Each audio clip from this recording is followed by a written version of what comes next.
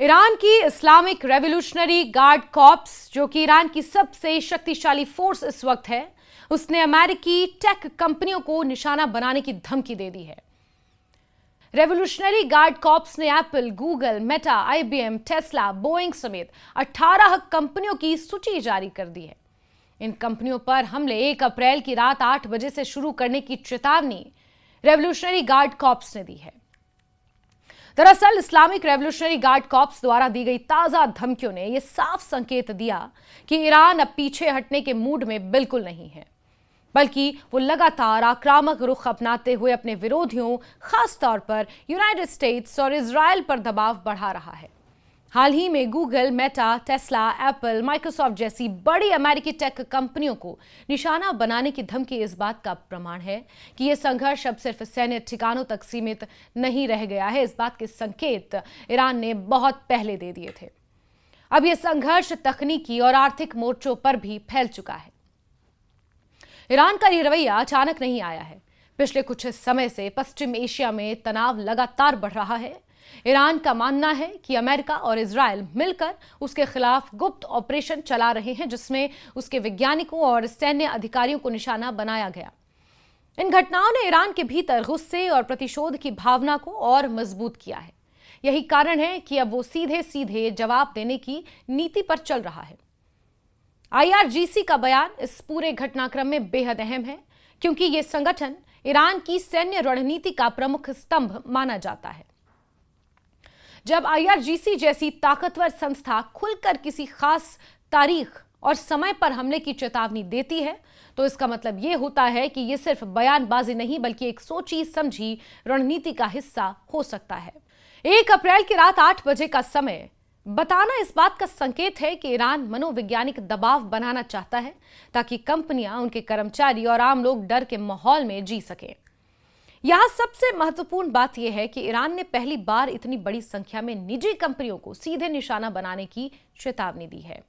पहले उनके हमले या धमकियां ज्यादातर सैन्य ठिकानों या सरकारी संस्थाओं तक सीमित रहती थी, लेकिन अब IBM, इंटेल, एनवीडिया, बोइंग जैसी कंपनियों को आतंकवादी कंपनियां कहना इस बात का संकेत है कि ईरान इस संघर्ष को व्यापक स्तर पर ले जाना चाहता है।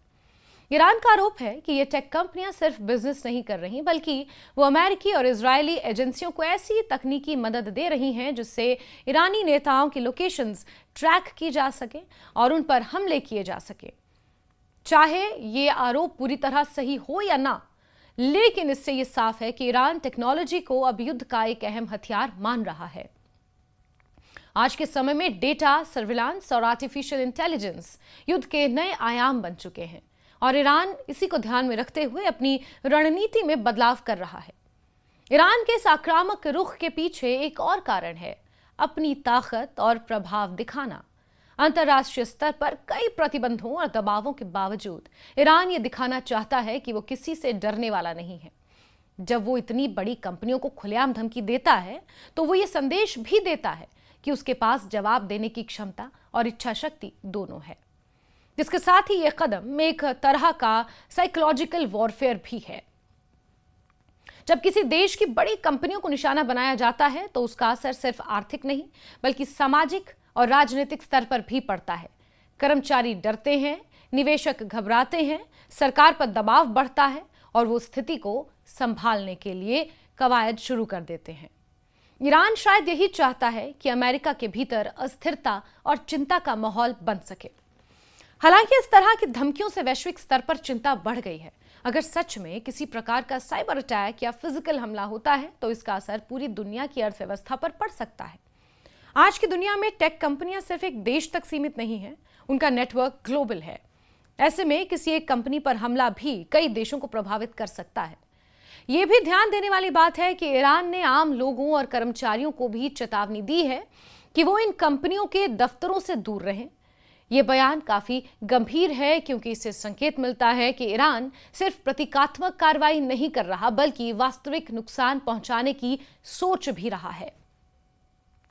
हालांकि कई एक्सपर्ट्स ये मानते हैं कि ये धमकी अधिकतर दबाव बनाने और डर फैलाने के लिए भी हो सकती है। फिर भी इस पूरे घटनाक्रम से एक बात तो बिल्कुल साफ है कि ईरान अब रुकने वाला नहीं है।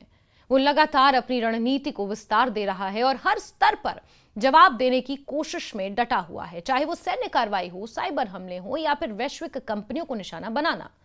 ईरान हर मोर्चे पर सक्रिय दिख रहा है क्योंकि ईरान के पास मौजूदा समय में खोने के लिए बहुत ज्यादा कुछ है नहीं। आने वाले समय में यह देखना बेहद अहम होगा कि अमेरिका और उसके सहयोगी इस स्थिति से कैसे निपटते हैं, इसका कैसे जवाब देते हैं। अगर तनाव इसी तरह बढ़ता रहा तो यह संघर्ष और भी खतरनाक रूप ले सकता है। फिलहाल पूरी दुनिया की नजरें इस बात पर टिकी हैं कि 1 अप्रैल की दी गई चेतावनी सिर्फ एक धमकी साबित होती है या वास्तव में कोई बड़ा कदम उठाया जाता है। कुल मिलाकर यह पूरा मामला सिर्फ एक देश या कुछ कंपनियों तक सीमित नहीं है, बल्कि यह आधुनिक युद्ध की बदलती तस्वीर को दर्शाता है। जहां पहले युद्ध सिर्फ हथियारों से एक सीमित इलाके तक लड़े जाते थे, वहीं अब डेटा, टेक्नोलॉजी और कंपनियां भी इस जंग का हिस्सा बन चुकी हैं। इस बदलते परिदृश्य में, यानी कि इस बदलते पर्सपेक्टिव में, ईरान का ये आक्रामक रुख यही संकेत देता है कि वो पीछे हटने के बजाय आगे बढ़कर जवाब देने की नीति पर अडिग है। लेकिन अमेरिका की जो 18 से ज्यादा कंपनियों की सूची ईरान ने जारी की है, उन कंपनियों की प्रोटेक्शन को लेकर अमेरिका की तरफ से कोई आधिकारिक बयान अभी तक सामने नहीं आया है। अमेरिका ने इस पर अभी ऑफिशियली रिएक्ट नहीं किया है, लेकिन ईरान जिस तरह से धमकी दे रहा है, अब देखना अहम होगा कि क्या वास्तव में ईरान इस तरह के हमले करता है, फिजिकल हमले करता है, या फिर यह मनोवैज्ञानिक दबाव बनाने की कोशिश है ताकि अमेरिका में एक तरह का डर का माहौल, अनिश्चितता बनी रहे। क्योंकि इन कंपनियों में सिर्फ अमेरिकी ही नहीं बल्कि दुनिया भर से लोग यहां पर काम करने के लिए जाते हैं और यही कारण है कि बहुत सारे आईटी प्रोफेशनल्स दुनिया भर से अमेरिका का रुख करते हैं ताकि वो सबसे बड़ी आईटी कंपनीज में अमेरिका में रहकर काम कर सकें। और ऐसे में लोगों के बीच में तनाव का माहौल हो, डर का माहौल हो, कई लोग तो देश छोड़ने पर भी मजबूर हो जाएं, इस तरह की स्थिति बन जाए। ईरान ये चाहता है, लेकिन अमेरिका इस पर किस तरह से रिएक्ट करता है, अमेरिका अपनी कंपनियों की सुरक्षा के लिए क्या कुछ कदम उठाता है, अभी तक इसको लेकर कोई ऑफिशियल बयान अमेरिका की तरफ से जारी नहीं किया गया है।